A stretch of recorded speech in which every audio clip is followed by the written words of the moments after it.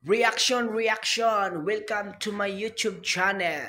Ako nga po pala si Tipaklong Reaction TV PH. Tara po, pakinggan po natin ang pasaring ni Harry Roque kay Congressman Benny Abante. Magandang araw po sa inyong lahat ha. Narito po ako ngayon sa Zude Park. Ito po ay parke dito sa Netherlands na medyo malayo. Kauna-unahang pagkakataon po makarating dito kung saan ang Filipino community nagdidiwang pa rin. Nagdiriwang pa rin ng Independence Day sa pamamagitan ng isang community picnic. Nakita niyo po, aming mga person, at nandito naman po kami, no? At mga kaibigan, kasi mainit po doon sa Litet. At nakakatuwa naman po na napakadami pa rin mga Pilipino na nagbibigay importansya sa ating kalayaan. No? At syempre, salamat nga pala dun sa sumuporta, dun sa ating araw ng kalayaan para kita Tatay Digong. Ha? Napo, ang feedback naman po yung nakakatuwa, no? At nakakataba ng puso dahil lahat ng tao talaga umalis dun sa affair na yon na masaya, walang reklamo, proud to be Filipinos at syempre, sabay-sabay na sumigaw na bring him home. Bring him home. Bring him home. Well, ngayon po pag-usapan po natin ang kaso nitong si Benny Abante, si Boy Dila. Di ba? Well, Delat, hindi ka pa rin makakaupo. Abaya mong akala niya, siya ay makakaupo na bilang kongresista, miski siya ay natalo nitong si Joey Uy. Kung matatandaan niyo po, natalo siya bilang isang kongresista at ito naman po ay parusa ng taong bayan sa kanya dahil sa kanyang Boy Dilang ginagawa sa Kongreso kung saan binaboy niya yung proseso ng Kongreso at ginawa niyang talagang instrumento para gipitin ang mga Duterte at kanilang mga aliado.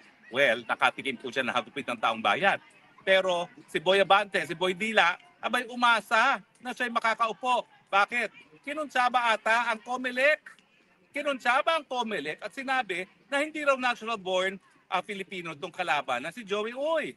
Well, alam niyo po, sa ating saligang batas, dati-rati po, under the 1935 Constitution, dapat para ikaw ay maging natural born Filipino, ang tatay mo ang dapat maging Pilipino. Pero binago na po yan. Mula po, kung hindi po nagkakamera, 1973 Constitution. No?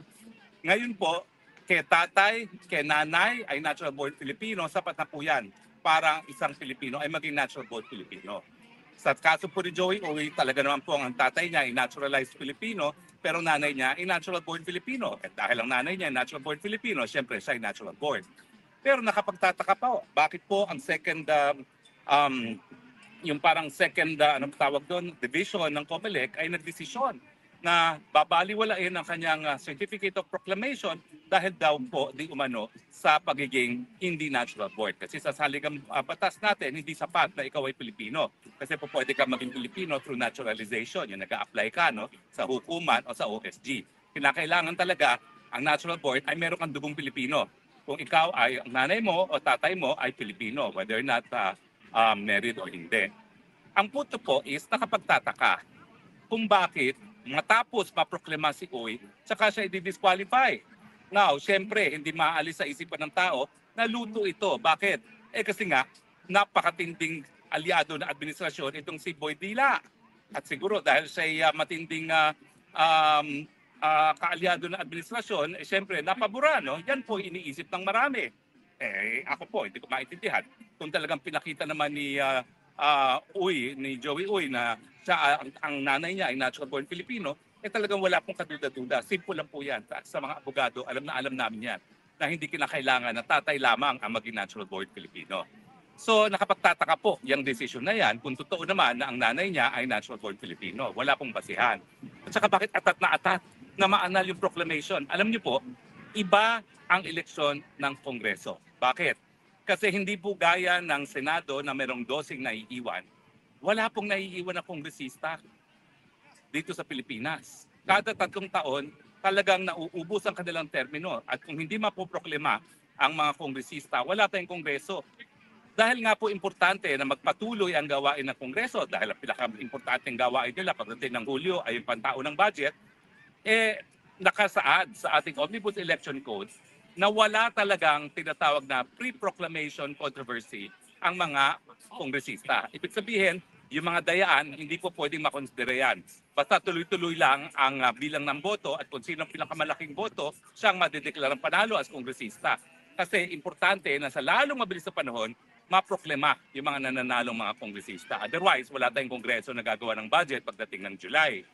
So nakapagtataka na bagamat walang pre-proclamation controversy ang mga kandidato para sa kongresista, nagkaroon ng ganitong kontrobersiya pagdating kay Joey Uy. Now, ang pagkakaalam ko po, talaga naman pag ikaw ay nanalo na proklama na, at hindi pa nag-a-assume ng opisina, meron pa talagang jurisdiction ng COMELEC, no?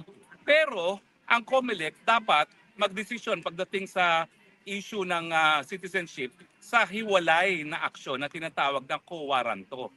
Hindi ko po alam kung nagkaroon ng co-waranto yan. Kasi kung yan po ay yung nauna ng aksyon para ideklarang null and void yung kanyang certificate of candidacy, yan po ay sakop na ng pre-proclamation controversy. No? Importante na kapag naproklama na, magkaroon talaga ng direct challenge sa citizenship sa pamamagitan ng co-waranto. So hindi ko lang po alam kung yung decision na yan ay sa pamamagitan ng co-waranto petition, pero sa tingin ko po hindi, kasi napakabilis sa mga decision yan. Wala pang isang buwan ang eleksyon natin, meron silang decision sa co-waranto. So sa tingin ko, ito ay pa rin sa pre-proclamation controversy, no, na dapat hindi na-entertain ng COMELEC. Now, ang tanong, abay ang Boytila ay nag-celebrate na. At sabi niya, ipagpapatuloy daw niya ang gawain ng Huwad Committee.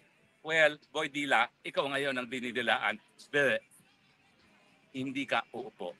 Bakit? Well, ngayon po kasi, nagkaroon na ng bagong desisyon. Ang Korte Suprema, ito po yung Mangundadatsu versus COMELEC, na yung second placer rule ay hindi na po ipapatupad. Ano ba yung second placer rule? If for any reason, yung nahalal na opisyal ay na-disqualify at hindi mag-qualify doon sa kanyang opisina, yung second highest number of votes ang siyang uupo. Well, sabi ng Korte Suprema, hindi tama yan. Dahil sa eleksyon, merong pinili ang taong bayan. Ang second placer, bagamat siya ay second placer, hindi siya pinili ng taong bayan. So ang talunan, full stop. Hindi po pwede na siya ay mapoproklema kung madidisqualify yung naproklema. Lalong-lalo na kung ang posisyon ay kongresista. Kasi nga, importante yung pagkakaroon ng mga kongresista. No? Otherwise, wala tayong budget. So ito pong decision nito, ay ito po ngayon ang applicable kay Boytila. Bagamat nagdidiwa na si Boytila na akala niya babalik siya sa Kongreso at mga api na naman siya sa Huwad Committee, hindi, Boytila. Buti nga, belat. Hindi ka uupo dahil dito sa bagong desisyon ng Korte Suprema. Ang sabi ng Korte Suprema, ang binoto ng taong bayan, yung pinakamataas na boto. Kung if any reason, matapos magproklema, hindi siya makaupo, magkakaroon ng vacancy. Kinakailangan maghalal na naman ang taong bayan ng bagong kandidato o bagong kongresista pagdating dito nga sa kaso ni Joey Uy. Sabihin nating matalo si Joey Uy sa M-Bank kasi mula doon sa second division, mag-motion for reconsideration naman yan at dadalhin sa COMELEC. No? Pero ako naman naniniwala na karamihan naman, if not all of them, hindi, karamihan pala, may isa dong non-lawyer, no? Ay abogado, alam naman nila na kapag ang nanay natural born Filipino pa rin yung anak.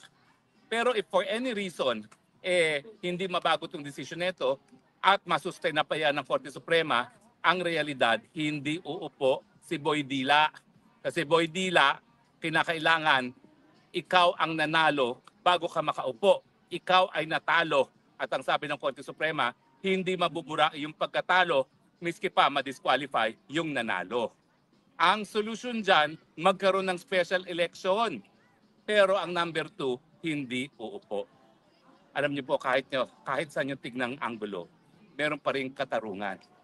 Si Boytila na ginamit ang ating Kongreso bilang isang institusyon para instrumento ng pagigipit sa mga taong gaya ko.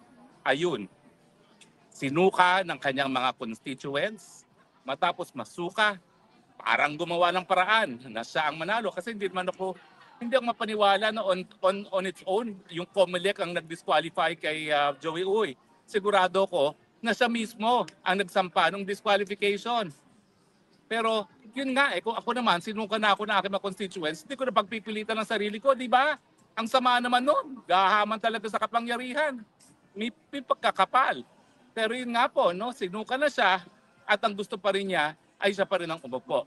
Well, sorry ka na lang. Ang tawag dyan, karma. Karma, dahil hindi ka naging tapat sa iyong tungkulin. Ang trabaho ng kongresista, tagagawa ng pulisiya. Ang trabaho ng kongresista, bigyan ng solusyon ang problema ng kagutuman, ng mababang sweldo, ng kakulangan ng trabaho at saka ang peace and order. Hindi trabaho ng kongresista na manggipit ng mga kalaban sa politika. Karma talaga yan. Lalong-lalo na sa isang tao na nagpapanggap na siya'y anak na isang ministro ng Panginoon. Yung mga kabastusan na ginawa mo sa akin at sa ibang tao sa Kongreso, yan ba'y gawain ng Kristiyano? Kapwa Kristiyano pa naman kita. Ano ba yan? Ewan ko ba sa pagdadasal ko hindi ko nga maintindihan bakit nagkaroon ng Kristiyano gaya mo. Kasi baka isipin ng maraming nanonood sa'yo na lahat ng Kristiyano gaya mo. At saka ano ba yung dila-dila mo pa? Hindi ko maintindihan, pahubad-hubad ka pa padila-dila yan ba'y gawain ng isang ministro ng Panginoon? Kaya ka naman at hindi naman ako nagtataka na dahil dyan, bokya ka ngayon at ikaw ngayon ay ordinaryong mamamayan. Bagamat ikay nagdanais na makaupo, hindi mangyayari yan. Kahit anong lakas mo pa sa tambaluslos, magsanib puwersa pa kayo, bokya ka na. Dahil sa demokrasya, pag sinuka na ng taong bayan, hindi na hinihigop ang suka. At ang gusto mong mangyari, higupin ng taong bayan, sinuka nila. Hindi po yan mangyayari. At salamat na lang. At nandyan ang desisyon ng Korte Suprema. Moral of the story, talaga pong may karma. Moral of the story, the golden rule. Moral of the story, gampanan ang katungkulan na may katapatan at merong sinseridad. Para sa ganun, mamahalin ka ng iyong mga constituents at ng taong bayan. Alam mo, hindi kita kinaiinggitan. Dami mo nga sigurong kita dahil sa iyong pagiging malapit sa kusina dyan sa Kongreso. Damo ka siguro yung mga proyekto na alam naman natin na nagiging dahilan para kumita ang mga nasa puder. Pero, hit ka naman. Paano ka nakakatulog sa gabi niyan? Paano ka babalik sa simbahan mo patapos na lang lahat ng ginawa mo sa Kongreso? Di ba ang Diyos ay pag-iibig? Wala kang pinakita kung hindi contempt nung ikaw ay nakaupo sa Kongreso. There is a God, and that God has punished you, Boy Dila. Hindi ka uupo sa 20th Congress. Hallelujah! Praise the Lord! Yan talaga ang sinasabing God made justice. Maraming salamat po sa inyong patuloy pagtangkilik. Ito po inyong Spokes ng Bayan nagsasabi, I love you Philippines. You're the only country I have, the only country that I love. God bless the Philippines. Bye! Salamat po sa inyong panonood. Huwag niyo pong kalimutan na mag-subscribe at pindutin po ang notification bell para lagi po kayong update sa aking mga upload video. Maraming salamat po. God bless.